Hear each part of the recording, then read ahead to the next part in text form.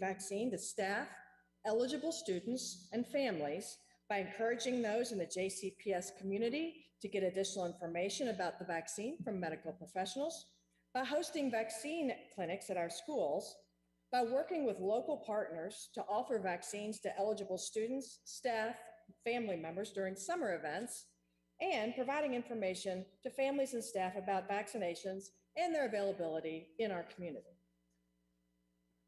The second recommendation is around masking. Masks will be required for all vaccinated and unvaccinated students, staff, and visitors while inside JCPS property. Masks are required on school buses. Students and staff are not required to wear masks outdoors. Drivers do not have to wear a mask if they are alone on the bus. Mask waivers are still available for adults and students who qualify for that. The third recommendation is around physical distancing. Physical distancing of at least 3 feet is recommended between students to the greatest extent practicable. Physical distancing of at least 6 feet between adults and adults and students is also recommended to the greatest extent practicable. Additionally, we will utilize assigned seating and keep bus rosters. We will remove non-essential furniture to the extent practicable. We will utilize pods and cohorts when it's possible. Desks will be facing in the same direction in classrooms. We'll maximize distance between unvaccinated people when eating. With that, I'm going to turn it over to Dr. Stone. So the fourth recommendation is around screening testing. Screening testing will be available for students and staff with informed consent. We'll partner with companies who are on the approved state vendor list to provide the screening, so they'll come on site and do it. Screening tests will be available for students who are participating in athletics or other elevated risk activities. And then the permission form slip will be available online.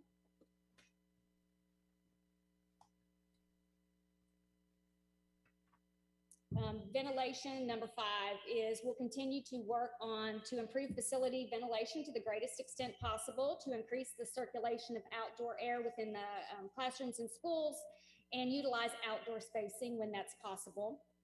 The 6th recommendation is around hand washing and respiratory etiquette, and we'll teach and reinforce hand washing with soap and water for 20 seconds, or the use of hand sanitizer that's at least 60% alcohol. And we'll ensure adequate supplies and opportunities for hand hygiene. And we made a video last spring that we'll show again. Isolation will inform sick students, teachers, staff that they're to stay home if they're having fever or symptoms of COVID-19. Anyone who tests positive for COVID will be instructed to stay home. And then those with COVID should be tested by a healthcare provider, or the nurse assigned to the school with the parent and guardian consent can support families to have that done. For quarantine and contact tracing, schools will continue to work with health services. There'll be any close contact of an unvaccinated adult who was with an infected person for a cumulative total of 15 minutes or longer when they were considered contagious would, even when they were wearing a mask, would be asked to quarantine. Or a close contact is an unvaccinated student who was with an infected person for a total of 15 minutes or longer during their infectious period, or when they were considered contagious when they're wearing a mask. But fully vaccinated people don't need to quarantine if they are exposed to someone with COVID-19 if they're not exhibiting symptoms.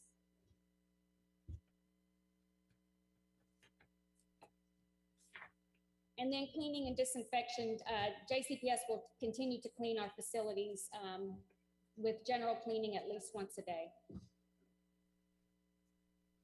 And I'll turn it over to Rob.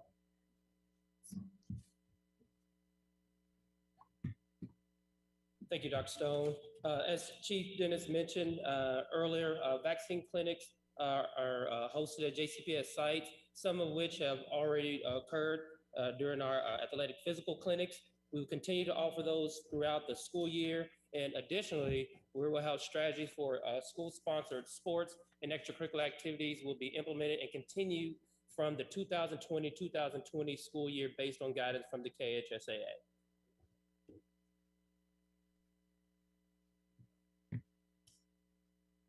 Our district leadership team will continue to provide PPE to our students and staff. Most importantly, masks are available for students and adults.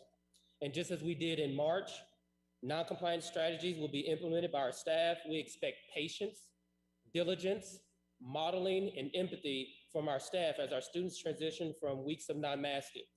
Drs. DeFerrari and Anderson will revisit the approved SSBIH from the spring with all principals to provide clear guidance. And hand sanitizers will continue to be accessible in all buildings, and all other items previously available are able to be requested from the warehouse. Our chief of operations, Chris Perkins, and his team will be ready to mobilize all necessary equipment and safety measures.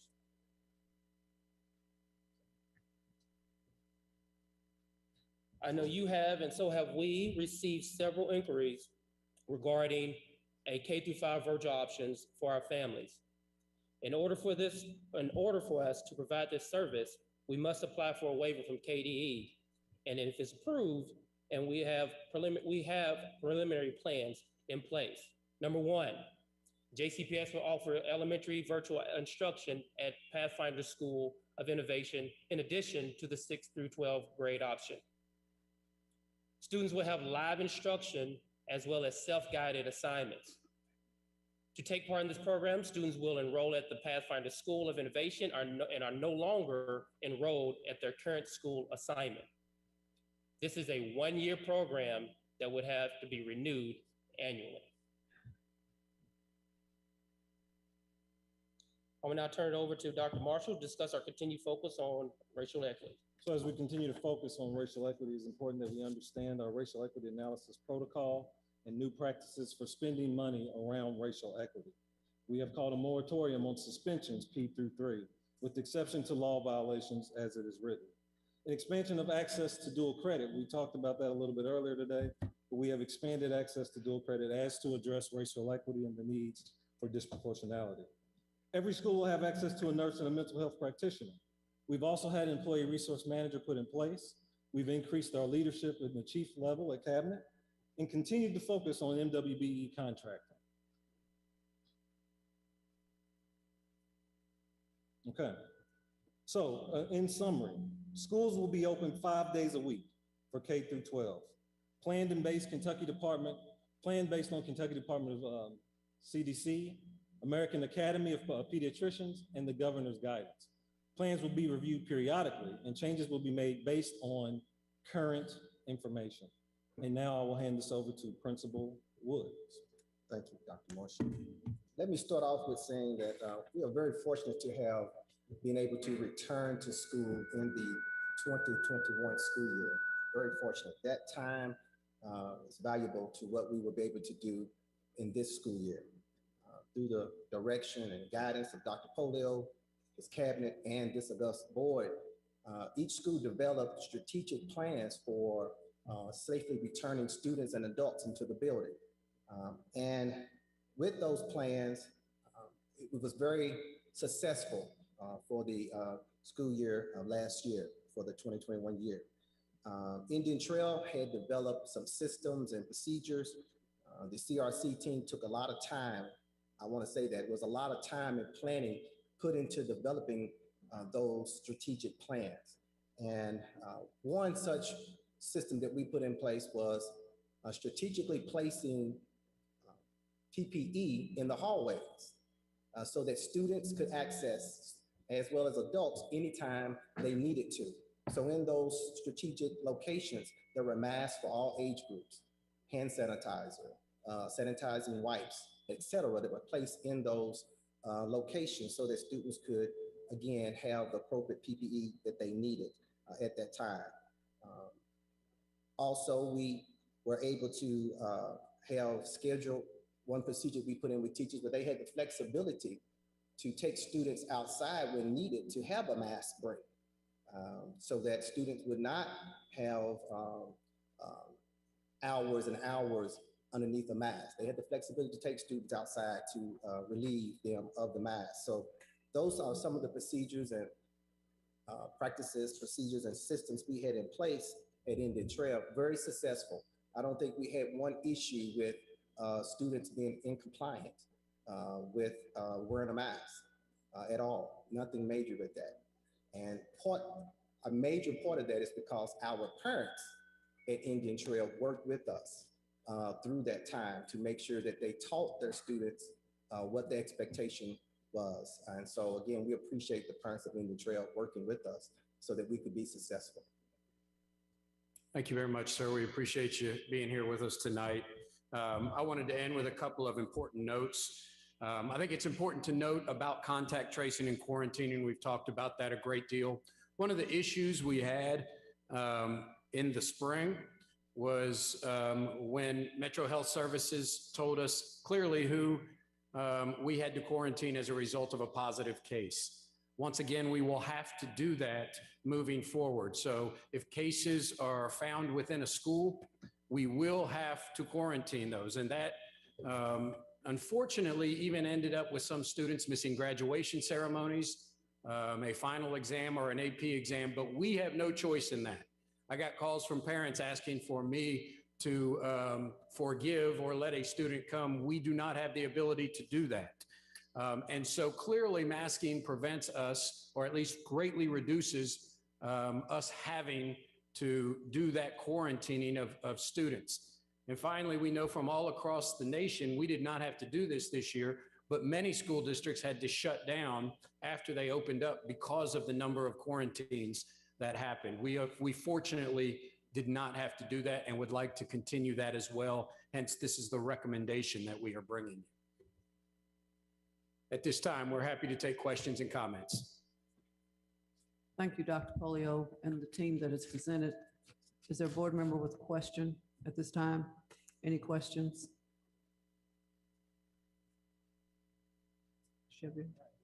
Dr. Chris. Thank you, Chair Porter. Sorry, it seems loud. So of the many reasons that I've taken this issue very seriously are the facts that it's looking more and more like kids, even the ones that were asymptomatic or mildly symptomatic, who get COVID have long-term consequences. Of course, studying this, it's all preliminary, of course, because it's such an evolving reality, but recent studies are coming out are showing that as many as 1 out of 3 kids could have a long-term neurological or psychiatric issue. As many as 1/2 of kids could have long-term insomnia, fatigue, muscle pain, nausea, dizziness, seizures, and hallucinations. And currently, we know that the COVID positivity rate is rising fastest among 5 to 11-year-olds compared to every other group, and this is true in every part of the country. So it's obviously a very important and weighty set of issues that we're dealing with. First question is, what's the, just so looking forward as we continue to adapt to the evolving science and the evolving realities of COVID in the community, do we have a process in place to evaluate our guidelines like we're putting forth tonight and see if they need to be updated? And did we use that process to arrive at these guidelines? How's that going to work?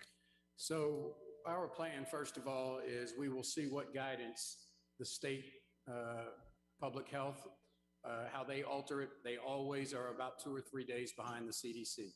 So CDC came out with new school guidance today. I would be very surprised if we didn't see by the end of the week new guidance from the Department of Public Health. Then quickly after that, the Kentucky Department of Education usually follows suit and gives us recommendations or mandates. So a lot of it will depend upon that. If it is a mandate, which could be likely based on the CDC guidance, then it will obviously be based, any changes will be based on our recommendations change to that guidance. However, we believe we should come back to you all on a regular basis whether you all would like to have, once every quarter at a minimum, to come back and say, here is the update on cases in our system, outside of our system, what's the data look like, and discuss if we would like to make changes to any of our recommendations, whether more stringent or looser, I think will depend upon what we see.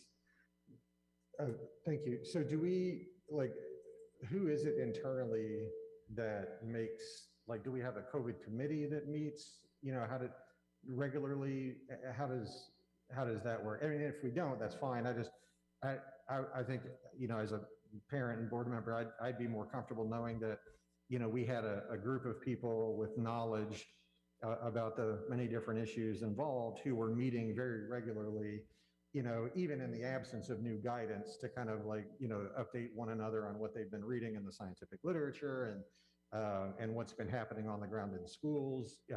Do we have or can we set up some kind of COVID committee, I guess? We have the CRC, but we can definitely, which is the collaborative committee at the district level, but I think we could increase that to your suggestion to do more about the monitoring of the data and less about maybe that's really focused on the things that have to happen in the district and the schools to mitigate Right. COVID. So yeah. I think we could do more of that. I'm sorry, I feel like my microphone is weird, but sorry. I'd like us to see, I think that could help us be a little bit more proactive, I think, before the guidance comes out, or, and even it's of course not infrequent that we offer our expertise to the state on various issues. So, that could be a possibility as well, I think. And to make sure that, healthcare, like Eva Stone is on that committee, and whoever, she thinks needs to be on that committee within JCPS, that would make me feel a lot better about things. Next question is I'll ask the question and then I'll let you know why it's why it's a question that is at the forefront of my mind. The question has to do with, and I think you may have said it, but I just want to clarify, where did we get the criteria from for who has to be quarantined? And, can we tighten that up if need be? And the reason I'm asking this is, with the Delta variant, the director of the CDC said either today or yesterday that the viral loads of infected vaccinated people is exactly the same as the viral load in vaccinated and unvaccinated people have the same viral load, so that vaccinated people have the potential to spread the virus to others much more with Delta than they do previous versions, I guess, of COVID.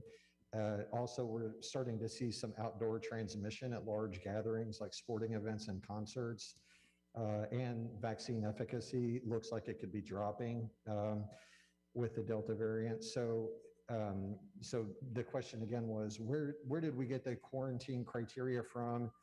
How is that process going to work when we have a confirmed case? And, do we perhaps need to think about expanding the reach of who needs to be quarantined when we do have a case? So the guidance we get for quarantine, of course, comes from the CDC and the state guidance, but we have met since last July, actually, weekly with the health department to review. We go through cases and contacts. We look at the criteria we're using for quarantine, and then we talk about what's working well, what's not working. Do we need to, are more people getting infected? Do we need to intervene somewhere and do something different? When we see an outbreak where we have more than one case, then we might meet. We've met daily before to talk about the cases. They have a whole COVID support team. We go back and forth. They notify us when they receive information about cases. We notify them. So I feel very confident in that process that we have, that we were able to respond quickly, which is the key. And then the implementation of screening programs, the testing that'll be available for families will help also, because, as it's been mentioned, that children or people are often asymptomatic with COVID. And so screening programs help pick up on asymptomatic cases that can also transmit the virus. And so when we do that and we can, get them away from others more quickly, then that helps reduce the impact of other people being infected.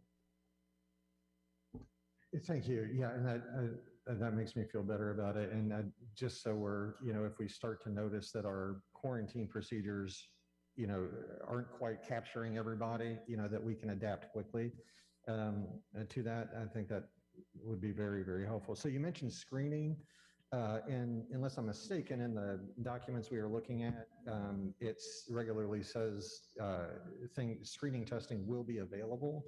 Do we have plans, or are we even able to mandate screening testing? I know, like U of L, for instance, just announced that they were mandating testing for their unvaccinated students.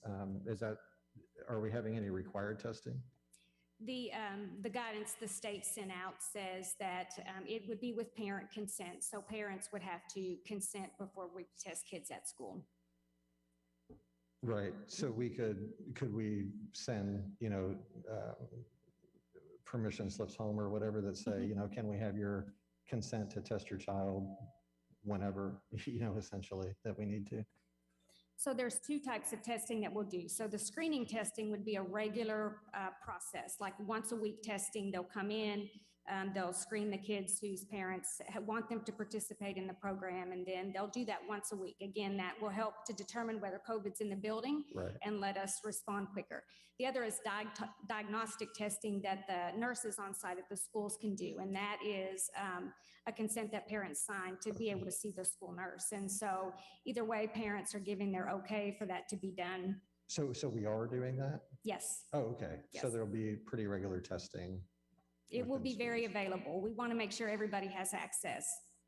Okay, great. What do you anticipate it being available will lead to a lot of testing actually happening? And what can we do to promote the amount of testing that we're doing? Well, there's a couple things. We're going to have parents who are very anxious about sending their kids back to school. We have grandparents that are raising grandchildren.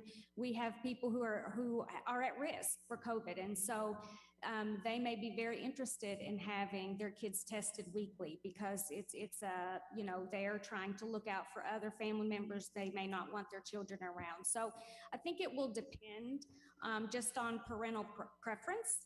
What we have experienced is we may not have, at least through the learning hubs and our partnership with the health department for testing, is we may not have a lot of parents that are participating in the program, but then when there's a case, right, the company has come back to do follow-up testing, and parents have welcomed that because they know their child's been exposed and they're interested in having them tested. Okay.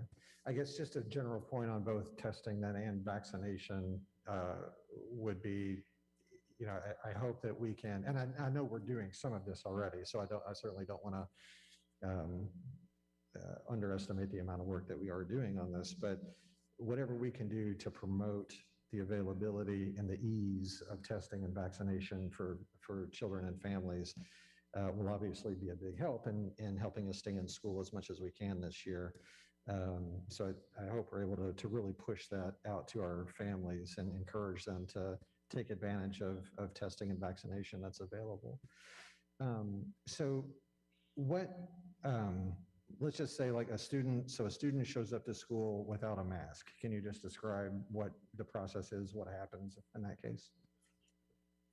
Yeah, I'll jump in, and then Robert, you can take it from here as chief of schools. But without a doubt, first of all, if they're getting on a bus, they have to have a mask on the bus. So we're providing that mask on the bus. If they're being dropped up at school, obviously we give them a mask as they enter because a student will have to have a mask. Robert, what would you like to add to that? Yeah, that's not considered a non-compliance. That's just a kid not having a mask, and we're going to have PPE readily available for all of our students and our staff. Because I've jumped out of the car plenty of times, forgot my mask. So we're going to have plenty of PPE ready for all of our members in our building. Great. So a kid is not going to be negatively affected if they forget their mask or anything like that. We're going to have one available for them. Absolutely not. Thank you. So as you noted earlier, Dr. Polio, we've received a lot of questions about virtual option for elementary school students. And one of the questions that I'm sure you get a lot, I get a lot, probably we all get a lot, is why is it exactly that a student cannot keep their spot, for lack of a better term, in their in-person school and go to the virtual academy? Why do they have to switch their school registration in order to take advantage of the virtual option? Because, well, we started with the 6 through 12, which was our Pathfinder of Innovation, which is a separate A5 school. And so we definitely, with the new guidance that we've been given, having attached virtual schools to a school was really not a viable option for us as keeping them in a school. And so we, with the elementary model, we want to offer that for elementary students now. The difference is elementary will be a 1-year waiver if approved by you and the KDE. So essentially that goes away at the end of the year. But we have to, for staffing purposes, we have it different than the spring, where there's not necessarily the staff members at a school who would be allotted to teach virtually. So we have to have staff members that would be full-time virtual for all the students. And that makes perfect sense. So if this is, as you say, it's a 1-year option for now, maybe next year we need it again. Hopefully we don't. But let's say we don't need it again next year. So if I have a second grader coming up this year, goes to the virtual academy, what happens when they become a third grader? Our plan is to support that family and make sure they get back to where they were. Okay. So we have every intent of a kid going back to their in-person school. Correct. So so you said Pathfinder is the 612 we set up as an A5. Is that going to be the case for the elementary, or is it different because it's a special waiver? It would still be an A5. And so we would consider that under the Pathfinder umbrella. I want to reiterate, though, which I know that 6 through 12 students can remain there. So Right. Let's say a 6th grader enrolls in Pathfinder and they find it to be a great learning opportunity for them and want to stay all the way to graduation. They would have that opportunity. A 2nd grader, most likely, I will say, this is up to KDE, once we get past COVID, that waiver will not exist anymore. Because that from the very beginning, it's required before COVID, required a waiver to get virtual learning for elementary students, rightfully so in a regular environment, but in our pandemic, we want to give parents that opportunity.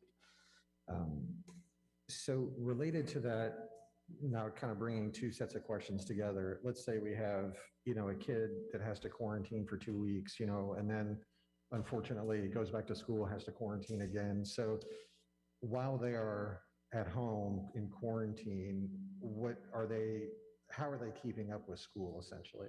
Yeah, so each school is really going to have a part of their plan to work with students who are quarantined. But here is the hard part. There is no doubt. Each school does not have a separate set of virtual teachers like we had in the spring. And so that we could say, go home and teachers could check in with you virtually on those. Now we are really limited to the amount at a school that are designated virtual because we have all students back in. So, we will have 2,000 students at Eastern High School with very few staff members dedicated to that. So, we're going to ask our teachers, obviously, to support those kids, but it is going to have to be more asynchronous learning as opposed to synchronous learning, which really says, once again, quarantining of kids will have a severe negative impact on our students, and we've got to do everything we can to reduce that quarantining impact. Thank you. Sorry, I lost my place in my notes here. Yeah, so I guess the last thing I have for now is each school has access, of course, to a nurse and a mental health professional. Does each school have a dedicated nurse and MHP, or do they split one with another school? What's the situation like? So there'll be a nurse assigned to every building. There will be a nurse assigned to every building. Excellent. Okay. That's great.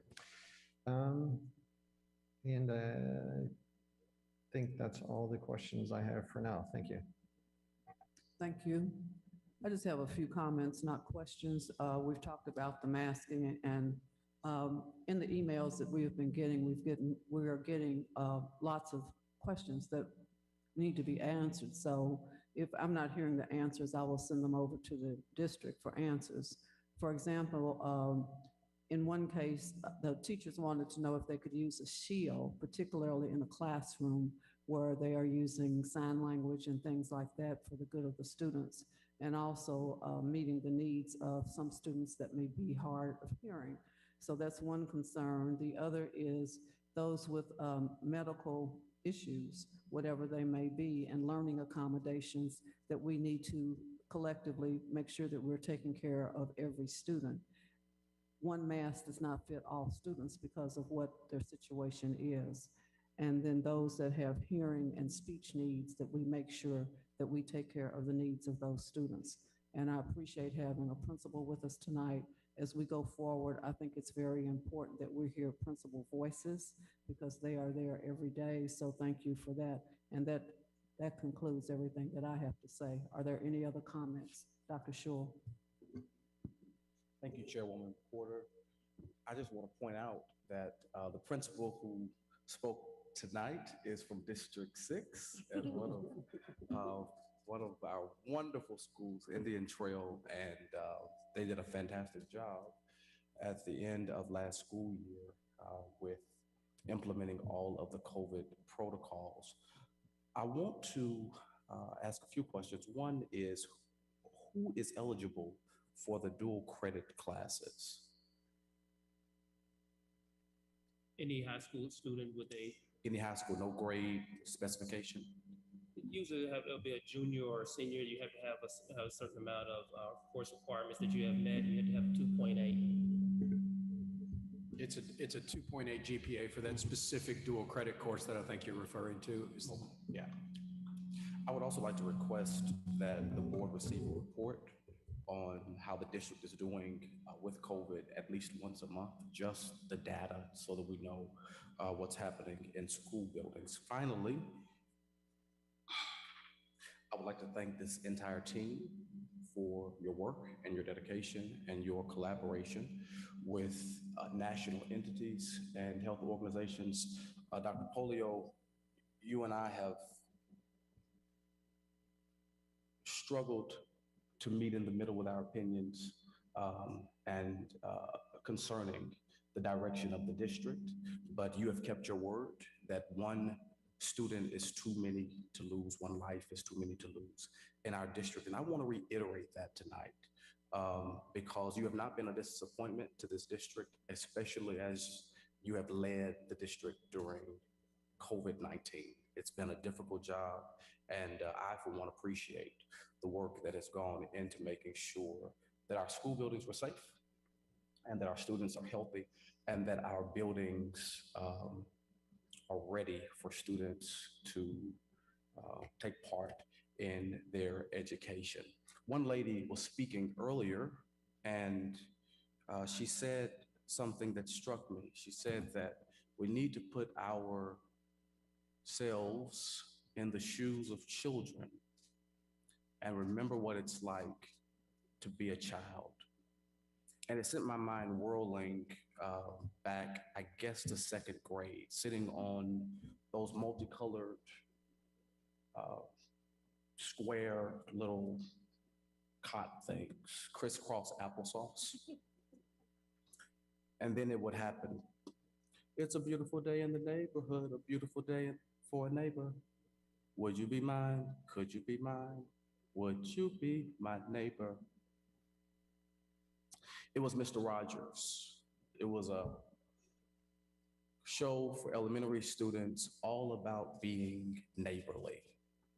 And the key principle to being neighborly is not that one has to fully understand everything that the neighbor needs, but it is to respect that neighbor and to want the best for that neighbor. We've heard a lot of really difficult things tonight, and I would implore the parents of this district, regardless of your perspective about COVID-19, to be good neighbors and to ask your children to do the same. Thank you. Thank you, sir. Appreciate that. Any other questions or comments? Board Member McIntosh. I'll be brief, and I really don't appreciate having to follow that. Thank you, sir. On the Pathfinder program for the elementary students, you did mention that they would be able to go back to their original school. I think it's worth noting, and I just want to make sure that folks understand and hear us say that the supplemental year that was passed by the legislature earlier this year for this coming school year, that was a one-time thing. And so they would not be able to go back to their original school and repeat that year under that supplemental year plan. And I just want to make sure everybody hears that. The supplemental year, we have already approved. Correct. Those. There are no other that can be approved because June 1st was the deadline.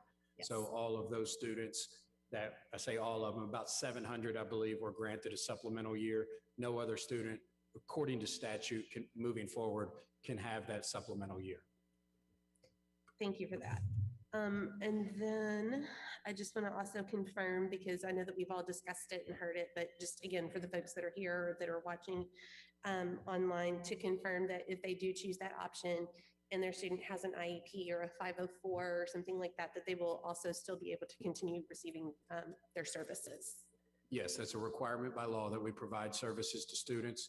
Special ed services, 504 services will continue to do that either way. That's all I have. Thank you. Thank you. Other questions or comments before I call for the motion? Board Member Marshall, and then I'll call for the motion. All right, thank you, Chair Porter. First, want to reiterate Chair Porter's questions and concerns about our ECE population and those students. I agree as well. It is another population that we have to look at to make sure that our mitigation measures do meet their needs as well. I think a lot of times those teachers have no choice but to get within that 3-6 feet to do the work that they do. So just making sure that our plans going forward point those things out. I did have a question in regards to our staff members who may have a child within their house test positive. What will quarantine look like for those teachers? So we're looking at employees as a whole and not just teachers, because, you know, we have a challenge in that some people can work remotely in our district and some others cannot based on their job description.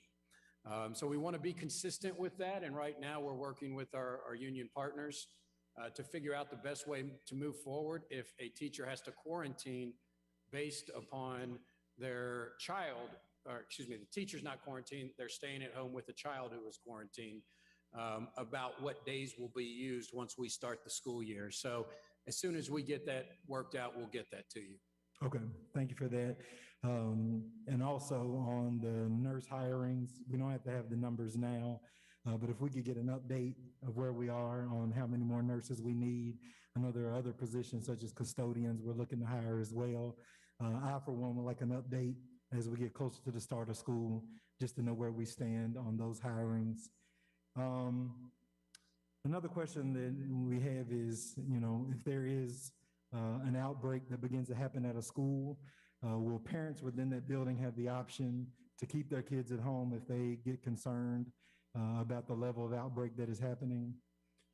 So at this time right now, once again, we are by statute going on normal vacation, days that can be approved for absences. So, you know, it's the same at this point of what can be approved for absences. We can ask for state guidance on that, but at this point, we don't have any, you know, and always a parent has the option of a sick day, but we have to follow the guidelines in our student handbook about sick days and what is required. That's a part of statute, and we have to continue to follow that. Okay, and so I appreciate that, and I know that, this past year and a half, almost 2 years, has been rough on everyone, and there's no one that has, escaped this unscathed. We've all had our losses, we've all dealt with our issues, but I, for one, am excited about the opportunity to have our kids back in buildings and in classrooms. As the father of a 5-year-old who's headed to kindergarten in the fall, she is super excited after completing Ready for K camp this week. And so I think that, to piggyback off of Dr. Scholl, it is, our kids are ready to get back to their neighbors. They're ready to get back to their friends. And whatever way that we can do that in the best way possible, we're just asking ours as a community to come together and to make this back to school memorable for our kids, not because we couldn't agree on how to do it, but because we took a step forward to do what's right for them. So I appreciate everyone's hard work on this and look forward to the start of school this year. Thank you, sir. And other than getting up early, my 16-year-old daughter's ready too. Thank you. The last speaker will be Board Member Craig, and then I will call for the motion. And I'll be as brief as I can. Will we continue to receive daily updates on COVID cases? I heard reference to a monthly report earlier, but in the spring we had daily reports. Will we continue to have that? Yeah, we'll continue to do what you have been getting, which is the reports. We had a request earlier about can we separate it out into out-of-school transmission and in-school, and that's kind of difficult at times, but we can try to give you that information to the best of our ability as well. Will we continue to make that publicly available on our website as we did in the spring? Yes, we will. Thank you. Chair Porter asked a question that I had posed to staff last week, but and I'm sorry if I missed a response. I haven't seen it though, on students with audio and visual issues where masks might actually be a legitimate impediment to learning as opposed to some of the other things we heard earlier today. Do we have an answer yet on how we're gonna work with those students? So I'll start once again, for any students with issues, we provide the instructors clear masks. So we do have the clear masks so that mouths can be seen. So that is one thing that we have access for our teachers is the clear masks. Second of all, medical exemptions are available for any student that has a medical issue that we would provide that exemption. Anything else you want to add to that, Eva? No, and then there's always the option for accommodations if they're needed. Thank you. Dr. Scholl made the point much more eloquently than I can, so I won't try to repeat it. I was, though, personally appalled to hear some of the things that we heard earlier this evening. Mr. Eddy, who's a frequent speaker, at least was before COVID, provided some statistics about the growing risk of COVID to students throughout the state of Kentucky, and he was hissed and booed by providing real scientific data regarding risk to children. The politicization of this issue is appalling, and we have to move past it in some way, shape, or form. It has gotten to the point where our superintendent's life has been put at risk because he's willing to stand up for the health and safety of the students and employees of this district. And I'm sick of it. Everybody needs to calm down, and everybody has to get on board with getting this community healthy and getting this community to move forward. I'm glad that we appear to be united tonight. It's easy when the medical advice is unanimous. Federal, state, local officials are all recommending that we do this, and no legitimate scientific source is saying otherwise. So it's easy tonight. I hope that this board, this district perhaps can start modeling, what Dr. Scholl alluded to earlier, and that we can get to this, and that everybody can be safe, both from the physical threats that are being whipped up by the opposition and fervor about this, and the real medical risk to our students and staff. So thank you. Thank you. Thank you, sir. Before I call for the vote, the last thing I have to say is our students will be educated in their schools. Regardless of what their needs are, they will be educated. We will not leave a student, and I'm just saying this so Dr. Polio can confirm this, we will not leave a student standing at the bus stop because they don't have on a mask. We have a plan for that. If there's some medical issue that they cannot wear a mask in school, then we will make accommodations for that. So this is not an opportunity to send students home. This is an opportunity to bring students together for learning who have missed that person-to-person learning for a long time. So Dr. Pollio, would you confirm what I'm saying before I call for the motion, please? That is exactly correct. We will support all children and get them what they need, especially with PPE and other services to make sure that they're successful. Thank you very much. At this time, is there a motion to approve the attached recommendations to respond to the COVID-19 pandemic for the 2021-22 school year based on guidance from the Kentucky Department of Public Health, the U.S. Center for Disease Control, the American Academy of Pediatrics, and the governor? Is there a motion, please? Board Member Craig, seconded by Dr. Schewel. Thank you very much. All those in favor of the motion, would you please raise your hands? It's unanimous. Thank you. The motion passes. Thank you very much.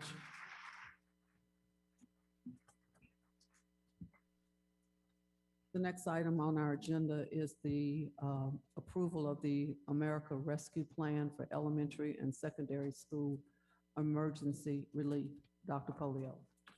Thank you, Chair Porter and board members. As you know, we brought you the initial information that we got from the federal government and from the Kentucky Department of Education in early June. We have had a very quick turnaround when it comes to putting together this work, which includes stakeholder input, writing an entire plan, which you have access to. I'm thankful for all the work that my team put into this to make sure that we could get stakeholder feedback, we could put this together. I do want to reiterate, other than monies that have already been spent to make sure we've made it through last year and into this summer, we reported to you the monies the funds that we provided to each school so that they could implement plans and our summer learning technology needs.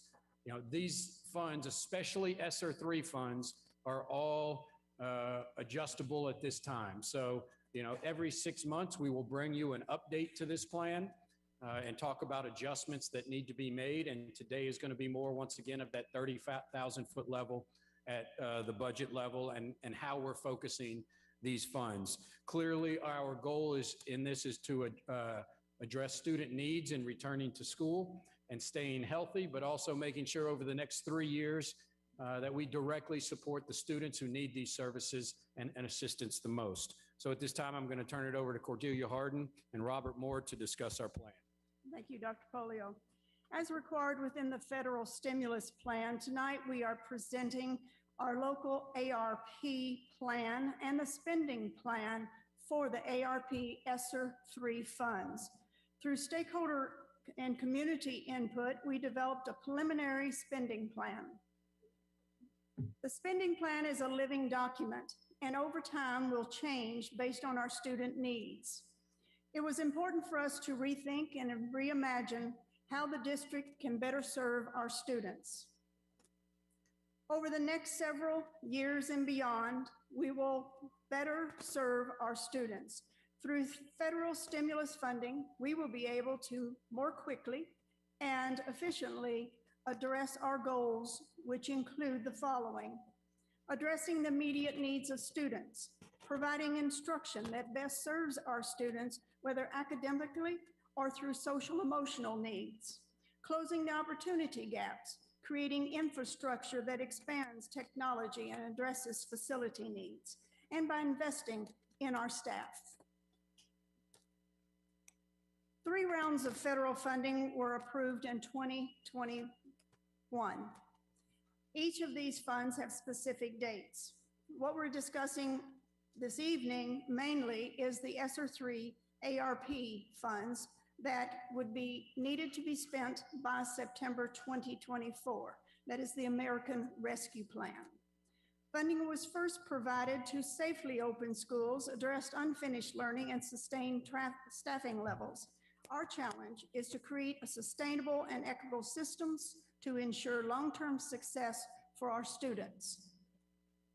In the first 2 stimulus funds, we were awarded a total of $213 million in federal stimulus. $35 million was awarded in 2020 which is the gear and the ESSER 1 funds, 178 in 2021, which was ESSER 2. Initial allocations were to address the immediate needs in providing for NTI, the non-traditional instruction, and safety of our students and staff. We continue to develop the plan for remaining funds in ESSER 2 and ARP ESSER 3. This is an overview of how we used the first round of funding to address immediate needs for our NTI and student and staff safety. Over 19 million was allocated for student Chromebooks and hotspots to provide students access to instruction during NTI. Student instructional supplies, 4.9 million for students to use at home during NTI. Personal protective equipment, 4.7 million, which included masks, sanitation equipment, and supplies.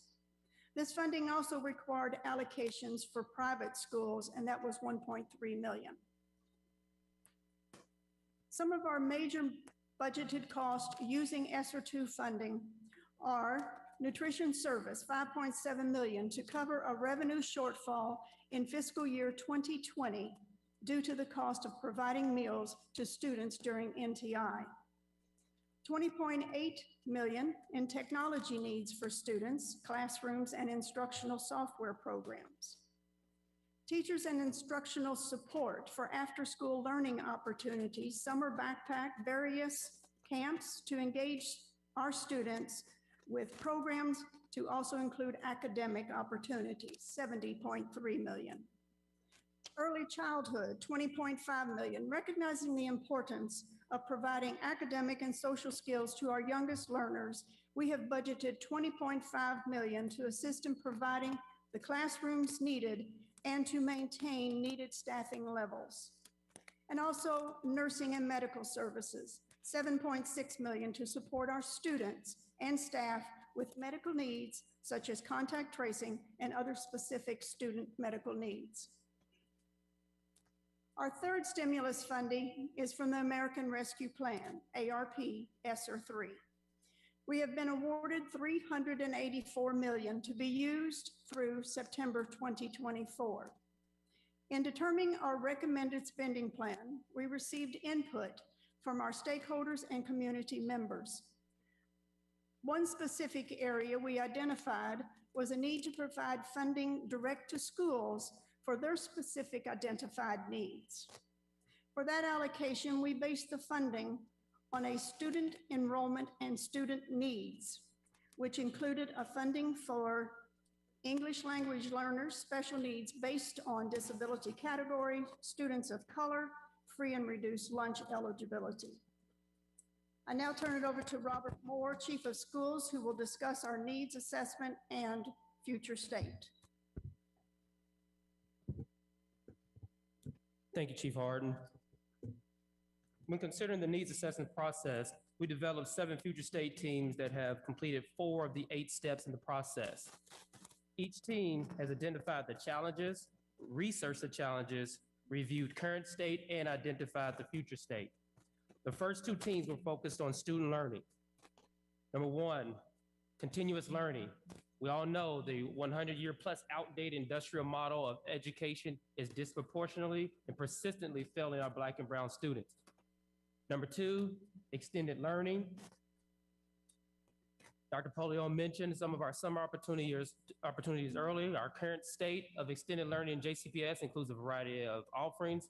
However, district data shows disproportionate suspensions, lack of authentic engagement, lower transition readiness rates, and lower sense of belonging with our students of color. We will make sure that our ESSER funds are presented to and are available to address some of those needs. NTI highlighted the technological inequities in our school communities. There are 3 gaps in the current state in the digital divide with JCPS: access to computers, software, the internet, and necessary infrastructure. Differentiated uses of technology and technology uses that develop learner agency and efficacy. I too was I was fortunate enough to see the press conference yesterday with Dr. Polio. Yesterday morning, the unveiling of the newly renovated third floor at the Historic Academy of Shawnee. For obvious reason, it was a nostalgic moment for me, but it was just a snippet of our needs in Jefferson County.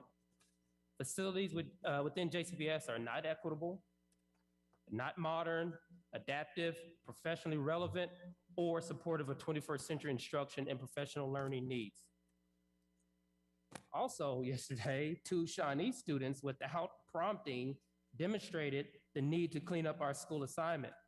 One student discussed going to Academy of Shawnee as her reside school, as many of her family members did in previous years. The other attended to take advantage of obtaining his Polio license and decided against going to a traditional school. We want that opportunity for all of our students. So examining the complexity in our school system and how it lends itself to inequities and access and distrust is a focus of that future state team, and we will use ESSER funds to address that need. And lastly, our 2 future state teams, resourcing high poverty schools and workforce and leadership development. The Research and High Poverty Schools team has analyzed the way JCPS schools were resourced and researched innovative ways to fund schools with high poverty student populations. The current state of JCPS includes a growing number of schools that serve a higher rate of students living in poverty. The current funding level isn't adequate to close the achievement gap and support each student. And lastly, the most important person in child education is a teacher that is in front of them daily, and the second is the principal. Recruitment, development, and retention are our needs in the current state of JCPS workforce and leadership development that will be addressed with the workforce and leadership development team. And now I turn it over to Chief Murphy. Thank you. So one of the biggest parts about this was making sure that we had meaningful dialogue and conversation with community members about what they wanted to see us use the funds towards and how we could best utilize the stimulus funding. So we were able to gain community input through a variety of different ways. We had a digital survey that was shared out with our families through social media, that was shared out through direct email, and was shared through our digital newsletters. We had hard copies of surveys that were also distributed and collected throughout the community. We did outreach at several events. We went to the Juneteenth event at 4th Street Live and talked to people. And I think I saw Pastor Scholl at the Juneteenth event when we were out there. We also went to the Dirt Bowl at the California Community Center and had outreach with community members as well. And we worked with our summer learning sites. So we have over 100 sites between our schools and our community centers. And we worked with them to provide hard copies and flyers of the survey that had a QR code on it, so people could either fill out a hard copy if they wanted to, or scan it on their phone and fill it out digitally. We then had, on June 29th, we had an online community forum that we held with a variety of different stakeholder groups. And so we were able to come together as one big group, break out into small groups, and then share out ideas from the team. Media shared information about the survey that was available online and shared that information on their websites to a broader community. And for the survey respondents, the total number of respondents that we had was over 1,800 people participated in our survey, which we're proud to see that. We see national surveys sometimes that don't have that many participants. We also held an in-person community meeting just last week on July 21st. And thank you to our board members who were able to attend that and to hear from the community members.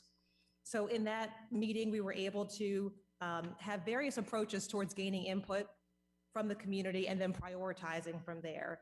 The community members were eager and excited to participate and were glad to dialogue with us. We were able to present information about themes that came out from those surveys and from the responses, and then key areas under those different priorities and themes. So we also asked our stakeholders to give us feedback on some of the ideas that we were thinking about around summer learning, our student learning centers, and around technology. And we asked our participants to rank their level of agreement from 1 to 5. So you can see on the chart right there, this is the highest level of agreement. So 60% of those who responded said that they agree at the highest level with expanding summer learning opportunities. 81% agreed with our idea around the student learning centers. That would be those centers that would be open in the evenings to have a certified instructor to be available to help students after school hours. And then 74% agreed with technology being a high priority for them. So here are some of the overarching themes that we learned from our survey. So in our survey, we had some questions that were very specific about tell us about your level of agreement, but we also had an open-ended answer portion. And so we had about 900 people that provided input and answers, and we went through all of that information. We looked at that with the help of data and research. And so from all of that, we were able to come up with some areas and themes. So there were three main categories that we learned from the feedback from our community. Providing more personalized and intense student supports, both academically and socio and emotionally, increase both capacity and support for teachers, investing in technology and our facilities. So what we were able to do at our in-person community meeting is we were able to share out information from the survey and then share out these themes. And under each theme, we were able to give examples of some of the key areas and ideas that we heard across multiple stakeholder groups. So we had a gallery walk. We wanted this meeting to be interactive. We didn't just want people to be sitting there and listening to us. We wanted them to be able to talk to one another and talk about ideas and discuss the priorities and discuss the ideas and examples under each of those themes. And so the results from that in-person meeting, we learned this in terms of the level of agreement and what people responded to the most. So the top three ideas from those themes, the response was for resourcing our high poverty schools. We had a large response for that. The student learning centers, we had positive response from that as well. And expanding early childhood learning opportunities. So it was great to be able to engage with the community. I know that John Ansman, who helped me in this project, we were able to have conversations directly face-to-face with well over 100 people in the community, and we're thankful to everyone who responded and who came to our community meetings. And I'll turn it over to our CFO, Cordelia Harden. This next slide provides the revenue forecast that we're using for stimulus funds. The revenue from the federal stimulus funds are received by the district based on reimbursement of actual expenses. This spreadsheet reflects our budgeted stimulus revenue from fiscal year FY 2021 through 2025. The charts on the next slide provide a more clear visual of the forecasted revenue. The third stimulus funding, ARP ESSER, is over 63% of the total stimulus funding and is available through September 2024. The forecasted expenditures will be over the next 3 years and are budgeted into major categories as seen on this spreadsheet and on the next slide. Our forecasted expenditure categories could change over the course of time as specific needs are identified. We will bring back to you periodic updates as those needs are identified. Next, Dr. Alicia Everett, Assistant Superintendent of Academic Support and Special Programs, will provide an example of one of our priorities, student learning centers. Good evening. We are appreciative of the stakeholder feedback that we have received on our student learning centers. And today I'm going to provide just a brief overview of the high points of our student learning centers, and then we will provide you with a more detailed presentation at an upcoming meeting. Our student learning centers will address systemic barriers that our students encounter and also ensure that they have fair access to supports. We will have 3 locations, one in West Louisville, one in the Newburgh area, and one in Smoketown. And we'll begin with our first center in West Louisville. And we also want to ensure that our students have access to the center, so transportation will be provided. And additionally, our students will receive a snack when they arrive at the center, and then also a dinner. We have 3 priority focus areas. Our first area is our academics. Students will receive targeted tutoring along with engaging instruction and also enrichment opportunities. So some examples include student-led projects, STEAM activities, music, art, and theater, for example. And additionally, while our students are at the centers, they can also receive counseling and social emotional support. So in addition to social emotional lessons and lessons on conflict resolution, our students can receive support in college and career. So college advising, for instance, or even career exploration. And then we know our third focus area is also important, and that's family and community partnerships. And we know that it's so important for our schools and our families and our communities to work together to help support student learning. So we will provide support in this area, such as basic needs support, offering informational sessions and classes for our families, and even offering community mentorship partnerships. Our next phase, as we're developing our centers, includes ensuring that we're having highly qualified professionals there. And so we're starting with a position that is a director of academic project management. And this position will help to oversee and help with the development of the center and also collaborate with center staff once they're hired to ensure effective programming. And as mentioned, we will bring a detailed presentation in the near future, and that will include information on programming, staffing, and also operations. And now I'm going to turn it over to Principal Kim Rice from the Academy of Shawnee. Thank you. Good evening. On behalf of the JCPS school principals, it is my pleasure to extend our thanks for this funding that each of our schools has received. Thank you to our school board for disseminating funds to schools based on our identified student needs. Not a formula, not your numbers. I assure you that building leaders have and will ensure that the needs of all students are met through this additional funding opportunity.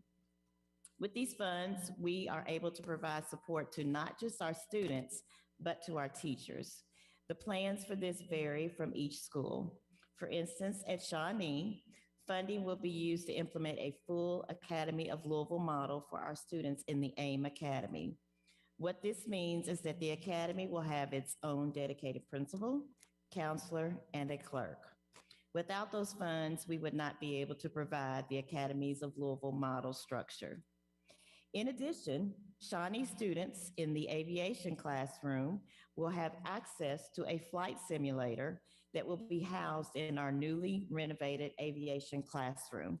The cost of this flight simulator is around $190,000. During COVID, our flight students were unable to obtain their flight hours as they normally would. Through the use of this simulator, they will be able to experience flight training as well as be exposed to a hands-on mode of learning. At Shawnee, we expect gains in student achievement based off of the summer professional development that we provided for our staff.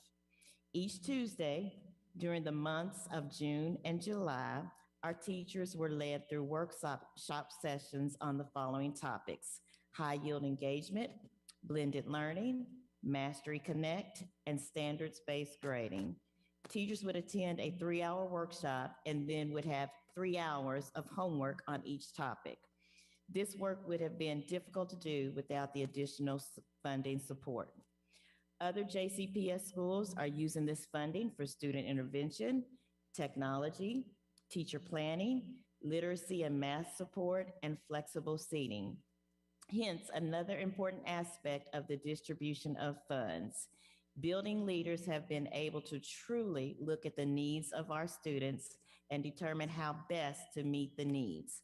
Not based on our enrollment or our location, but what do our students really need to help them be successful? So again, I speak on behalf of the JCPS principals. Many thanks for putting our JCPS students first.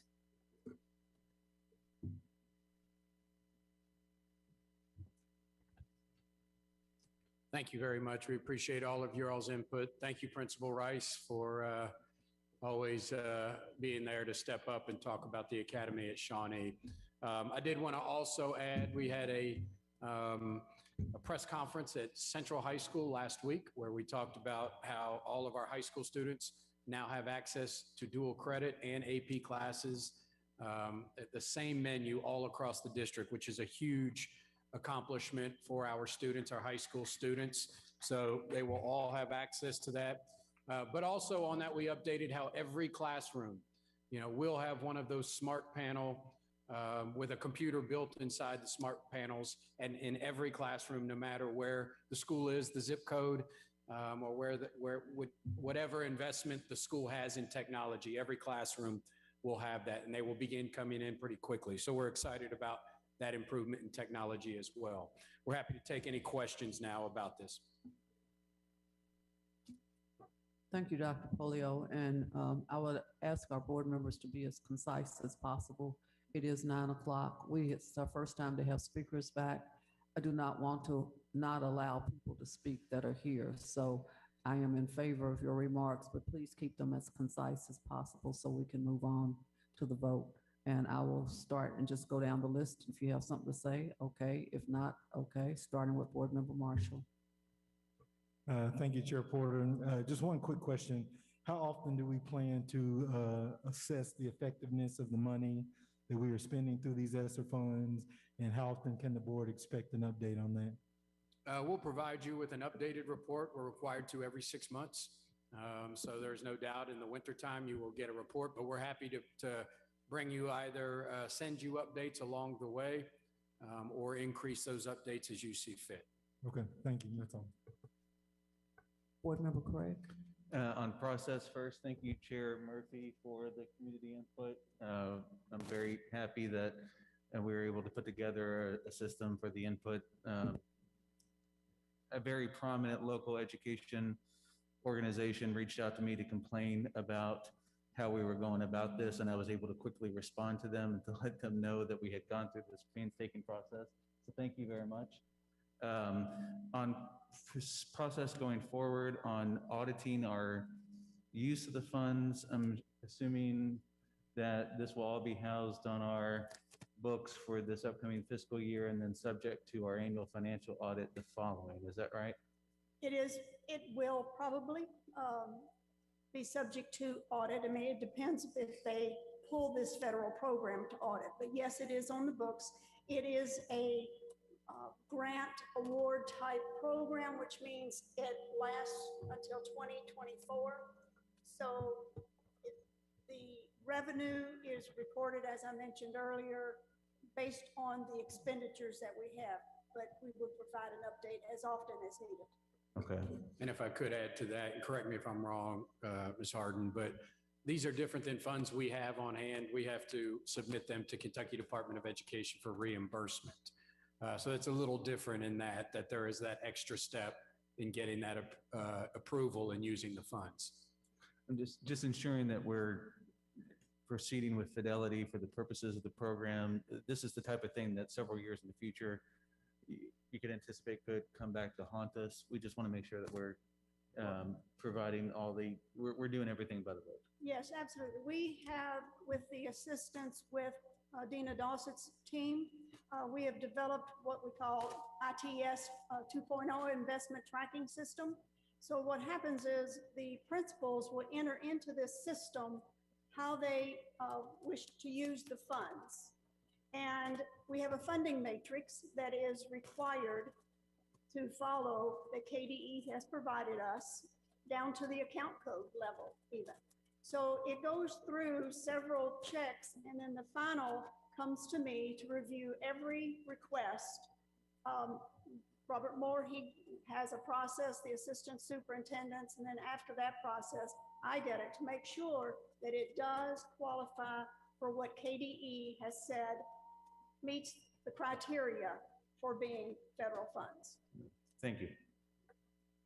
Thank you. Board Member McIntosh. I don't really have anything around the ESSER funding. I keep doing that. I do have a few questions about our upcoming learning centers, but I'm happy to send those into an email and let you guys get back to us in the interest of time. Sure, be happy to do that. We're excited about this. And once again, it's in development. We do think it's one of the most innovative approaches that is going to come out of the ESSER funds, where we can provide, and I just wanted to say this, the goal here is to provide instructors, and teachers, and certified instruction to our children, really 13 hours a day, 5 days a week. And so along with a lot of other service. So a lot of potential with this, but we're happy to, if you'll send in the questions, we'll answer them for you. Dr. Shaw. Thank you, Chair Porter, and thank you for this presentation. Thank you, Renee Murphy. I echo Board Member Craig's comments. You have been all over the city, you and your team, collecting information and getting community input. And so we salute you and appreciate your effort. I have one question, and that is, do we have a percentage that will be allotted to organizations? I've been getting calls about ESSER funding being used with JCPS partners concerning some of the MOUs that we have developed with different organizations and institutions. Do we have a percentage as to how much we're going to allot for those type of expenditures, or will we allot any of these ESSER funds for those? So clearly we're having partnerships with outside entities. Evolve 502 was one that you approved, which then they approved some outside of that as well. University of Louisville Fund for the Arts, and other organizations. I don't think we have a exact number at this time of partnering with organizations, but we're happy to take feedback from you and bring back some plans for that. But that will be ongoing as well, that we can report back to you exactly what we are, those organizations that we're partnering with. Okay, thank you. Dr. Chris. Thank you.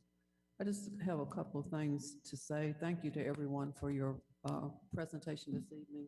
Thank you for your work. Thank you for reaching out and listening. I would like to suggest that we hear from our principals one a month to talk about how this is going, as opposed to waiting to 6 months. And we have lots of principals. We have elementary, middle, high, and our special schools. The voice of the principal lets us know specifically what is going on in the school.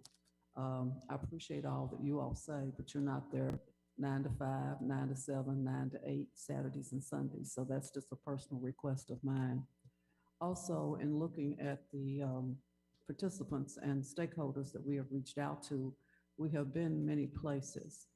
I would like for some kind of chart or some response as to how we have made an impact or how we have gotten response by district. Because in much of the work that we do, we talk about disparities within the district. For the district I represent, there was a disparity with vaccine. One of the things that concerns me is reaching the parents and families in the district that I represent. There was a map that I saw and some of the information that we had received, and I will ask for remediation help, because when I was looking at zip codes, it had like 402-1018, 402-1160, 402-1224. I don't know what that means. I know how many students are in my district, so I am requesting, Dr. Polio, that we have a better understanding of specifically how we have reached people by district, if it's possible to give us that numbers. I don't oppose anything that you're saying. I am requesting additional information so that I can better understand that I did attend the last in-person meeting at Van Hoos. I did not see any representation from the district that I represent. So I asked this question for a reason. And I'm not looking for an answer tonight, but I would ask for more information, please. Sure, we'd be happy to. And I think that was one of the main reasons that Chief Murphy, I think she talked about going to the Dirt Bowl and potentially the Juneteenth celebration. But I think we'd be happy to break that down by district. Okay, thank you very much. So that completes all the questions and comments from the board. So we will now move on to the motion. Is there a motion at this time to the approval of the American Rescue Plan for elementary and secondary school emergency relief? Board Member Marshall, seconded by Board Member McIntosh. All those in favor, would you please raise your hand? It's unanimous. The motion passes. Thank you very much. There are no information items this evening. We now move on to our consent calendar. There's only one item to pull down, and I spoke with Dr. Polio about this before we started the meeting. And I have not heard from any other board member about pulling down items. So I'm requesting that we pull down the item bid and revised BG form for the new middle school. But other than that, that's item I. At this time, is there a motion to approve everything on the consent calendar except that one item? Is there a motion to approve the consent calendar? Dr. Schul, seconded by Board Member Marshall. All those in favor? It's unanimous. Thank you very much. The item that I pulled down, the concern that I have is we have worked really hard in our district to involve minority vendors and minority contractors. And I realize that everybody's doing everything at the same time. I support the school being built before somebody goes out and says she don't want the school being built. But I have to respond to the numbers as it pertains to the minority participation. I talked to Dr. Polio about this. I just want to go on record that for those that are listening to us, we're doing everything that we can to bring minority contractors into our buildings and to make them involved. So I'm very concerned with the numbers that I see currently. When we started the work on Shawnee, the minority engagement with contractors was 19%. With the Newburgh Elementary School, it was 14.5. With the Dixie Highway area elementary school, it was 14%. With the West Broadway School we're getting ready to build, it is 18%. When we look at the school in Eastern Jefferson County, it is 6.9%. I approve the school being built, but I also have to stand behind what we're trying to do to bring minority contractors into the work that we do. So that's the only thing that I have to say about that. I don't need a response. We can call for the vote. I will abstain because of what I said. So all of those are in favor of item I on the bid and revised BG form for the new middle school. Would you please raise your hand if you are in favor of that on the consent motion? I'm sorry. Motion, Board Member Craig, seconded by Board Member Marshall. All those in favor, would you please raise your hand? Okay, Board Member Marshall, Craig, McIntosh, Dr. Craig, Dr. Chris. Those opposed? Those abstaining? Okay, Board Member Schul and Porter are abstaining. Thank you very much. We will now move on to the next item on the agenda is planning calendar. Is there a motion to approve the planning calendar? Board Member Marshall, seconded by Board Member McIntosh. All those in favor, would you raise your hands? Okay, it's unanimous. The motion passes. Are there any committee reports this evening? Any board reports this evening? I have a quick board report this evening. I want to thank you to everyone who made our tour of the Academy at Shawnee third floor a reality. Principal Kim Rice, you and your A+ leadership team, thank you for your hard work, dedication, and passion for providing a quality education for our students. Our students always deserve the best. I'd also like to thank Demarion Fleming for the opportunity that I had to attend Maupin Elementary School to see his Sowing Seeds of Faith summer program. Also, thank you to Wendy Jacobs for the opportunity to join me for lunch for the Louisville Forum to hear about CRT. And as we talked about in the beginning about reflecting on lighting the Olympic torch, Muhammad Ali has shown us that JCPS students are greatest champions. Our mission remains to provide everything, learning opportunities, safe and healthy accommodations to help them find their greatness. That completes my report. And now we go back to persons wishing to address the board. And I realize that I'm like you, Board Member McIntosh is talking back. I realize some people may have left and I apologize for that. But in fairness to all, we will go through the list. I do have the authority to say we're not going to do speakers, but let's not do that tonight. So our first speaker is Gay Edelman, and after her will be Sadiqa Reynolds.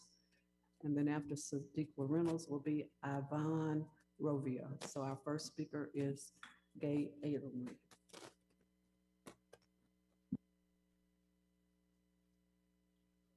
Second. Turn it on.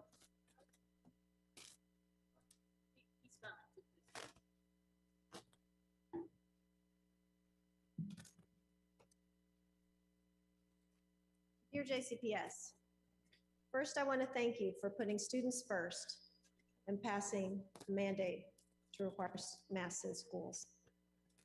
As I was watching these testimonies this evening by people I've never seen before other than storming a work session last month, I wondered why they don't know the answers to the questions that they're asking. And I realize it's because they haven't been coming to the meetings. They haven't been speaking at board meetings. They haven't been attending community forums.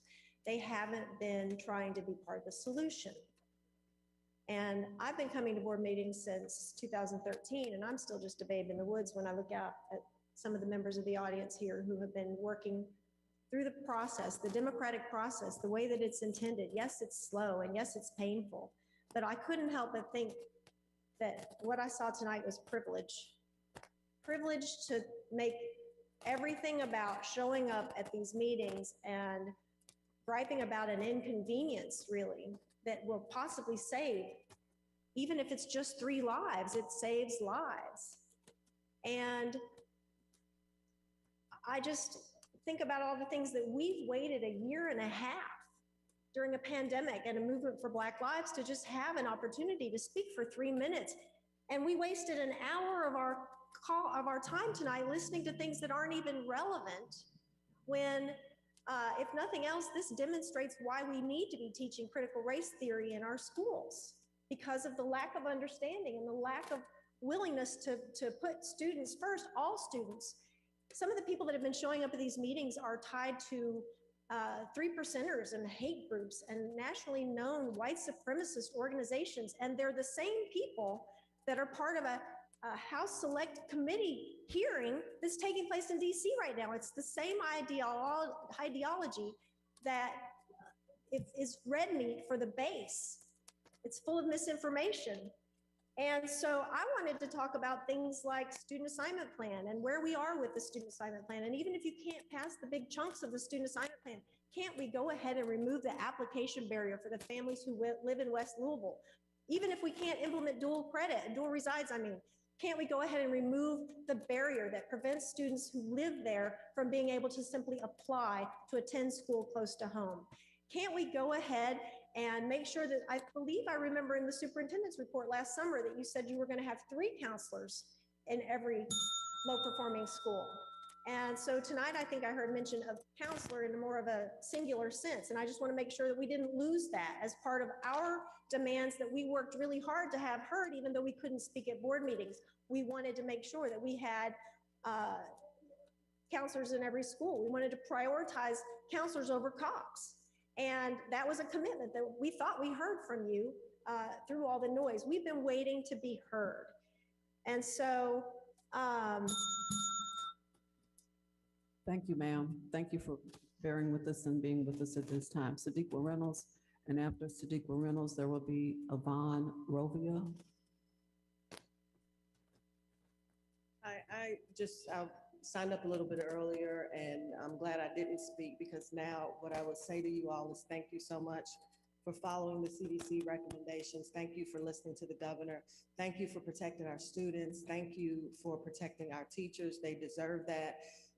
It is very frustrating to sit in the audience or even to be in this community and listen to the arguments that are being made, and especially to recognize that the same people who are arguing against wearing masks are the same people who are arguing against the teaching of critical race theory or accurate history, are the same people belong to the same group that threatened to hurt our superintendent. And I really do hope that as you think through things moving forward, when we think about equity, when we think about the history that is being taught, obviously we are not teaching critical race theory in K through 12. We know that. It's a false argument, it's a false herring, and we shouldn't be distracted. But we also have to understand very clearly that we can do better. And I think, and I really do believe that part of the challenge with an accurate history being taught is not that people believe that our children are so fragile that they cannot handle the accuracy, but instead they really do believe that if our children were empowered with a proper education around history, they would make better choices. And that's not just Black children, that's white children. I think there are a large group of people in this community and in this country that don't want to see the world change. And it is, in fact, the children who will lead us. And so I challenge you to stand your ground as you move forward, thinking about equity and history and what it is that you allow and force to be taught in our schools. We need to do better. We must do better. And so I say to you, as you sit there with your mask on, some of you, you think about who is opposing the mask and what else they are opposing. And as you move forward, you think about who you are aligned with. Because those people who would say, I don't want masks, and those folks who would laugh when you bring up the numbers of children who have died or not died or been sick, people who would laugh, they don't have the right to decide how my child, Black, or his child, white, should be educated. They are not the leaders, you are, and we are asking you to stand your ground on these issues. Thank you so much. I sincerely thank you for following the recommendations of the CDC. Thank you so much for being here. Thank you for your remarks. Our next speaker is Yvonne Rovia. Yvonne Rovia. And if she's coming, okay. And then after her is Dr. Randolph Week. Thank you for being here this evening. Thank you for this opportunity. I am the proud mother of 3 JCPS graduates. Go JCPS! And 2 college graduates amongst them and 1 in college now. But I'm also a teacher. And as we all know, I've spent the last year and change teaching on what I call TV. Every day, day in and day out. On top of that, I, like most teachers, videotaped, is that what we still say now? Videotaped my lessons and posted them up on the parent portal. And somehow, even though CRT is everywhere in JCPS, I never heard boo from anyone. Isn't that interesting? How funny that is, that this did not become a ubiquitous problem until the Heritage Foundation, which was founded by the Koch brothers, things do not go better with Coke, came up with CRT and this big CRT scare. And all of a sudden, after a year of parents being able to watch every single lesson, all of a sudden it's everywhere. Who would have thought of it? But you know what? It's the great distraction. You see them in Frankfurt, spending all this time on how CRT is everywhere. And they're teaching kids to, everybody to hate white people and dividing people. Really? You know what would unite people? Universal pre-K. Paying for textbooks. Making sure that in districts outside of JCPS, there aren't 40 kids in a class. Talk about unity. But somehow, this is the top priority. Not fully funding our schools, not making sure we have textbooks for the first time in, is it a decade? Maybe more. Making sure that we have after-school programs, that we have tutoring, that NTI showed us the chasm that exists between the have-nots and the haves. In some places, kids have computers and internet and things at home, and their parents can hire a tutor. And other kids, well, I guess they don't matter. Thank you. Thank you very much. Our next speaker is Dr. Randolph Week. Dr. Randolph Week. If he is not here, we will move on to Amy Jean Tyler. Amy Jean Tyler. If she's not here, we will move on to Jamie Brown. Jamie Brown. We will move on to Stephen Stegall. Stephen Stegall. We will move on to Vincent Gonzalez. Vincent Gonzalez. Michael T., if you are here, you are up to speak. Michael T. Frank Simon, if you're in the audience. Mr. Simon, welcome.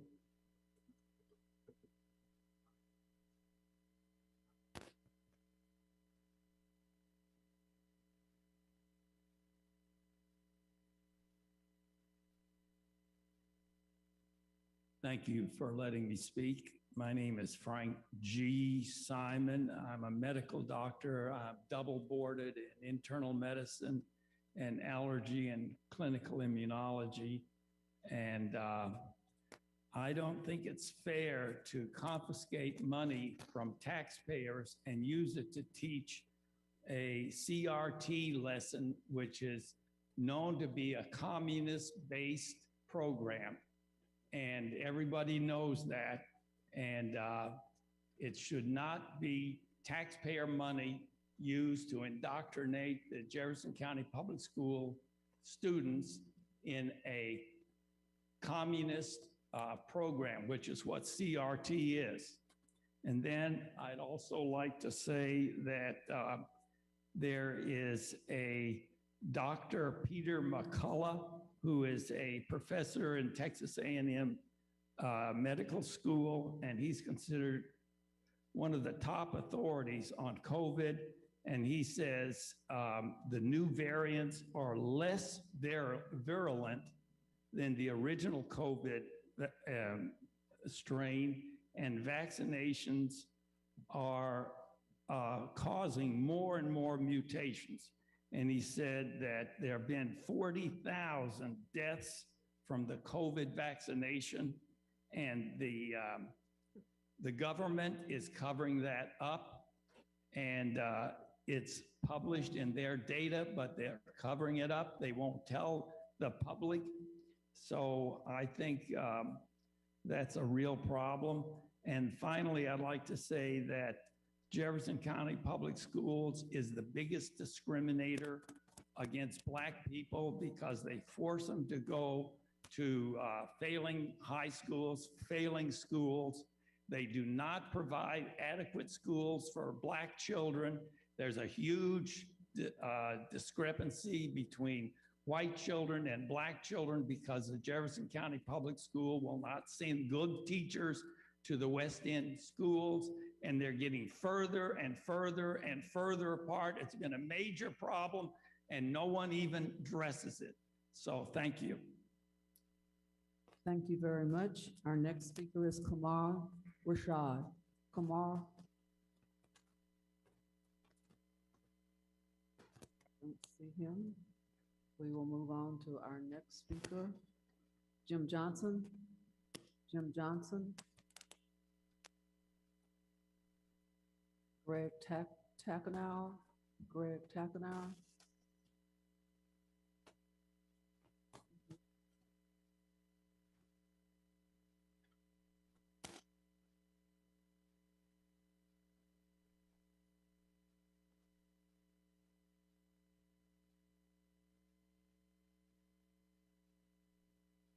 Thank you. My name is Greg Titchener. I'm an ECE teacher at Waller Williams Environmental School. I'm here today as a concerned teacher and citizen. I would like to speak in support of the racial equity efforts we have seen at the district level under your leadership. Please continue using the REAP tool to guide decision-making. Without intentional concern given to racial equity, it is easy in today's world to land on a position that feels right, but in actuality does nothing to promote equitable outcomes in the long run. We must keep our eye on the prize if we are to build the world we all deserve. I find it troubling that we are seeing pushback nationally at the state legislative level and here locally when it comes to developing an inclusive, culturally responsive classroom community. This pushback seems to be an attempt to distract more than anything else. Black history, ethnic studies, and sexual orientation discussions should be an integral part of a JCPS education if we intend to have our students culturally competent for today's world. In order to make sense of modern America, we must have a sense of where we have been and how that has influenced where we are now. We have to be able to have open dialogue that includes the good, the bad, and the ugly in both today's world and in American history. Without that open dialogue, our students do not develop a complete understanding of our world, which in turn results in distorted solutions when searching for paths forward to a better future. As a teacher, knowing American history helps me better understand the trauma that is walking through our schools on a regular basis. The racial trauma inflicted on our youth through housing inequity, gun violence, excessive police force, and generational poverty, just to name a few, must be addressed if our education system hopes to close the learning disparities shown to exist. Teachers, citizens, and legislators that do not spend time daily in our urban schools lack the experience and insight to begin to address this trauma and cannot be the lead in suggesting solutions. Black education professionals from the state's urban districts must take the lead on this. We cannot use ideology to hurt our education system or our children. Without knowing the stories of Tanisha Chapel, Alberta Jones, Breonna Taylor, George Floyd, and countless other lives lost to racial violence, my understanding of today's America is not complete, and neither is it. Thank you so much. Our next speaker is Ruth Ann Shoemate Reed. Ruth Ann Shoemate Reed. Superintendent Polio, JCPS board members, and all parents, students, and concerned citizens of Jefferson County. Thank you for the opportunity to address the important issues that will impact each of us in this wonderful country we call home. What is happening in Jefferson County school system is child abuse. My degree is in social work from Spalding University. Having worked extensively with abused children, this allegation of abuse would be substantiated by, number one, the decision by JCPS that all students will be required to wear a mask, even on the school bus, regardless of their vaccination status. This is detrimental to the health of each student. Wearing the mask is proven to cause a student to have headaches, it's difficult for them to concentrate, resulting in malaise, impaired learning, drowsiness, and fatigue, in addition to harmful effects on socialization skills. A court in Weimar, Germany, recently ruled in favor of a parent, arguing that her child's basic rights were being violated by the mask mandate. The court ordered the schools to end the mandate, declaring that they damaged the mental, physical, and spiritual well-being of the students while failing to offer any discernible benefits for the children themselves or third parties. The second allegation of abuse is the indoctrination that these children are receiving at the hands of so-called educators. We pay to educate them. With skills, we need them to have skills proficient in reading, math, science, and a full understanding of history, the good and the bad. Instead, they are being force-fed propaganda through JCPS curriculum, which blames and judges on the basis of race, ethnicity, gender, and religion, and demonizes the very founding of their country. This leads students to feelings of discomfort, guilt, anguish, and other forms of psychological distress. JCPS has publicly stated that critical race theory CRT is not being taught. This is a lie. Regardless of the code names that are being labeled, it's been labeled. It is being taught. In April 2021, the Federal Department of Education ruled to prioritize the funding of CRT through the works of CRT proponent Ibrahim Kendi and Nicole Hannah-Jones' 1619 project, which is a racist, fictitious work. Regardless of what you call it, CRT is Marxism, the oppressed and the oppressor. How does JCPS dare to do the evil to our children, crippling everyone with the idea that they cannot achieve unless standards are lowered? This is the ultimate racism, keeping students from developing their full potential. Students must be mandated to wear body cameras, such as parents could witness what their child is being taught. Mark my word. Thank you. Our next speaker is Chris Hartman, and if Chris Hartman is not here, then it's Dennis. Okay, I'm sorry. Just after Chris Hartman will be Dennis Cornell. I wasn't going to skip you. I just wanted to call the next one. I know Sorry. though that Dennis Cornell is not here, so. Okay. Chair All right. Porter, Dr. Polio, board members, good to see you all. Thanks for your patience. I am Chris Hartman. I use he, him pronouns, and I'm executive director of the Fairness Campaign. And I'm here simply to support critical race theory. Not that I am in any way under the delusion that critical race theory is currently being taught in our schools, but I do believe, and the Fairness Campaign believes, that it should be. And we know that opponents of critical race theory or thinking critically about race are not just against teachers teaching the truth about race and our racist history in America, but we know that they are also against our teachers teaching honestly about gender and sexuality, and especially topics that address Black, queer, and trans youth. And so I think that we need to look no further than recent studies and statistics to know why critical race theory is crucial to our curriculum. Our friends at the Trevor Project conducted a 2020 national survey of LGBTQ youth mental health. And when 44% of Black LGBTQ youth have seriously considered suicide, and 60% of Black trans and gender non-binary youth have also seriously considered suicide, then critical race theory is crucial to our curriculum. When 63% of Black LGBTQ youth report symptoms of major depressive disorder, critical race theory is crucial to our curriculum. And when 38% of Black LGBTQ youth reported discrimination based on sexual orientation, when more than half of Black LGBTQ youth report race-based discrimination, and 25% of Black transgender and gender non-binary youth report that they have been physically threatened or harmed due to their gender identity, then critical race theory is crucial to our curriculum. And this is just the tip of the iceberg. Don't buy into the snake oil. I know that you won't.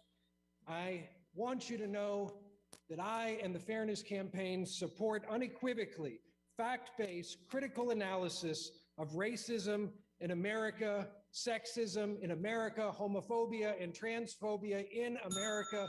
By ignoring it, it does not go away. We must address these things head on. Thank you very much. Thank you very much. I will call Dennis Cornell's name just in case. Dennis Cornell is not here. The next speaker is Greg Erskine. Greg Erskine. After I see him coming, after Greg Erskine will be Angela Sheehan.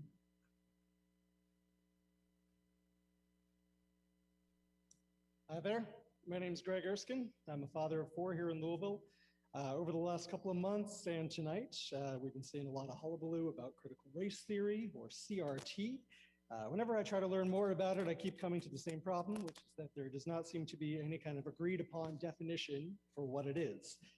State Rep Matt Lockett has proposed bill request BR 69, which he says will outlaw it. So I took a look at this bill. Item 7 in BR 69 would prevent students from getting any instruction that would induce, she said, discomfort, guilt, anguish, or any other form of psychological distress on account of a student's race, sex, or religion. That's a laudable goal, but it's unrealistically broad. If my white kid learns about the history of slavery and sees that slave masters were white, it's a pretty reasonable response for her to ask herself, would I have gone along with that system? Would I have tried to uphold it? And pondering that could indeed induce her to feel discomfort. If the state legislature passes a law as stupid and cowardly as this one, it will not eliminate anguish from the souls of our students. We don't have the technology to do that. What it will do is make teachers afraid to speak honestly about our history. My kid is almost kindergarten age, and when she starts at JCPS, I want to make sure that she's learning honest facts about the world as it is, as it has been, because that is the foundation to knowing how the world can be and how we can make our worlds better. Will some of these facts make her uncomfortable? They might, and that's good. The purpose of school is not to coddle, it is to make us better at thinking. So I look at the agenda for tonight's meeting and I didn't see squat about CRT. What I see is diligent and hardworking members of the school board focusing on actual problems and trying to find solutions to them. You guys are already on the right track, and I thank you for that. But if BR 69 ends up becoming law, I urge you all to push back against it as hard as you can in whatever ways you can. And in the meantime, please do not listen to the anti-CRT lunatics. Thank you. Thank you very much. Our next speaker is Angela Sheehan. If Angela is not here, it's Nicole Buckley. Nicole Buckley is here. I see her coming. After Nicole Buckley will be Darlene Creel.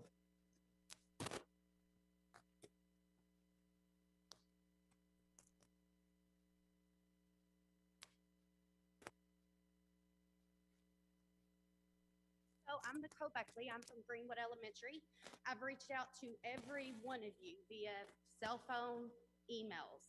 I am here because of the incident that happened at my school on March 18th. We had an irate parent try to enter our school building with a gun. Our staff had to fight him off out of a kitchen window. We had no security, nothing, just teachers, employees, cafeteria, employees that are trained to cook, not save innocent children's lives. I have reached out to you guys, like I said, numerous times. I've received nothing back. I've put my comments in all of the meetings that you guys have had to be read, and again, have received nothing from all of you. What I'm here for is funding for our security. We have 5 security officers for this district of 150 schools, 5. What happened at my school was luck, that we acted the way we were supposed to act. Innocent children would have lost their lives that day. He was there for his child. It happens all over our district. We see it. Our kids are numb to the violence in the school.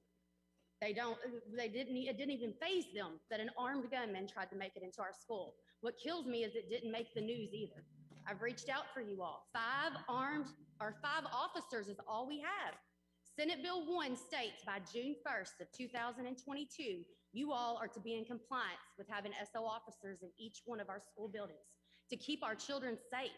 You want to talk about masks? You want to talk about what you want to teach them? If we can't keep them safe when they're in that building, why do they need to wear a mask?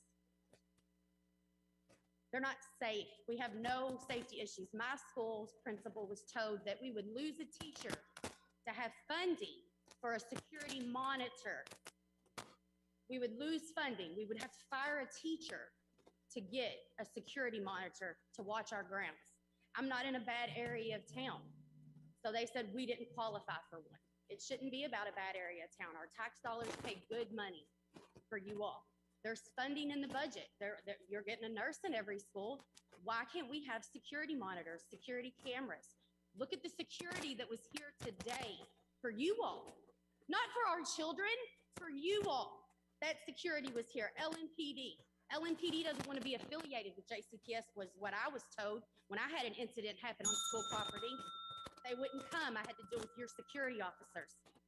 So what are you all, where are you all going to find funding for security officers either with weapons or without. At this point, we need a monitor on school grounds to help in a situation that gets out of hand and not leave it to your cafeteria workers, your front desk people, the custodian. We need trained people in these schools to keep our children safe. You all have the money, you need to allow the funding for it. Thank you so much. Security is here tonight for the board meeting. That means everybody in this room, everybody in the lobby, and everybody that's in this building. Yes, ma'am, I understand. I hear you. I hear you. I want to clarify, everyone wants safety. I hear you.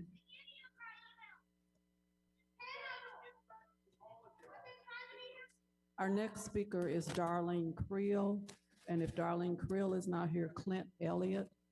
Darlene Creel or Clint Elliott?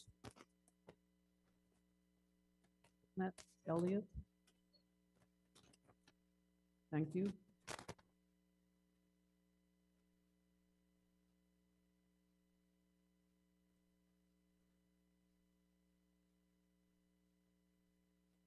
Good evening. Long evening. This summer I have been reading through the Old Testament Psalms. This morning I found it very interesting. I found myself in Psalm 99. I was reminded the psalmist wrote and reminds us that the Lord our God loves justice, that the Lord our God has established equity, has already established equity. And I thought that was really interesting as I read that this morning. And so I went to Strong's dictionary to look up the Hebrew context of that word equity. And what I found is the actual definition of equity as the Lord uses it is evenness or level. Made me think about a level playing field. No favoritism. I thought that was interesting as I then looked at the agenda for tonight. I'm not sure what to do with that yet. But what I am concerned about when people talk about equity is something you all are probably familiar with, the recent business item number 39 adopted at the NEA convention this year a couple of weeks ago.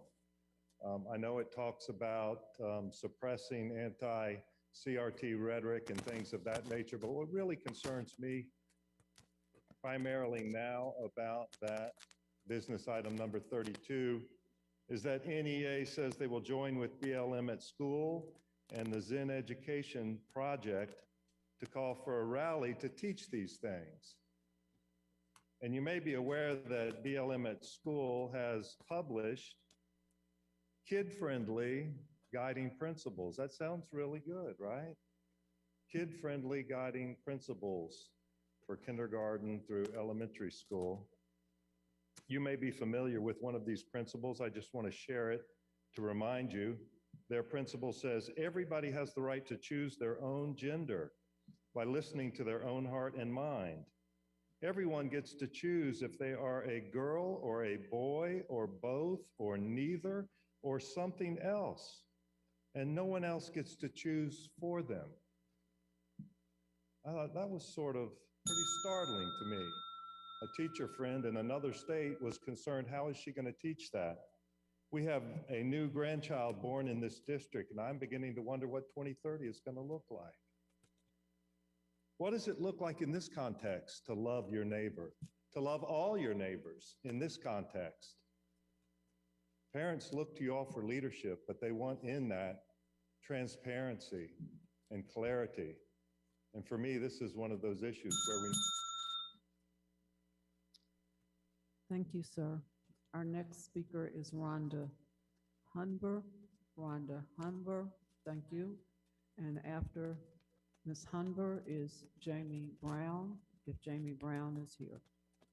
Jamie Brown will be our last speaker.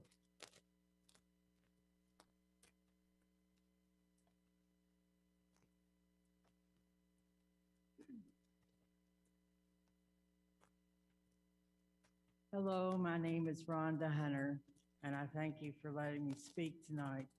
I'm a graduate of JP, Jefferson County Public Schools, in 1992. It took me a while to finally graduate. So anyway, they took my college degree and they took my other stuff and said, well, all you have to do is get a business course and you can graduate and you can be considered a graduate. So anyway, tonight, I just want to say, you know, and argue with a few people who say that we are a racist country. Well, if we're a racist country, why does people want to come here, you know? And secondly, I just want to say that critical race theory will make a victim out of our Black people.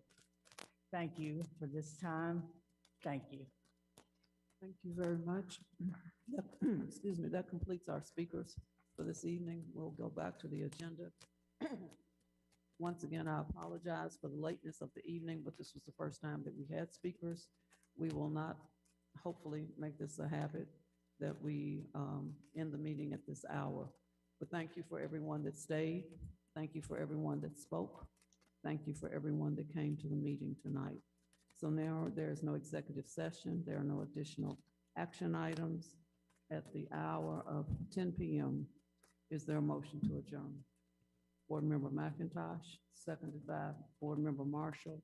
All those in favor, please raise your hand. It's unanimous. We are adjourned at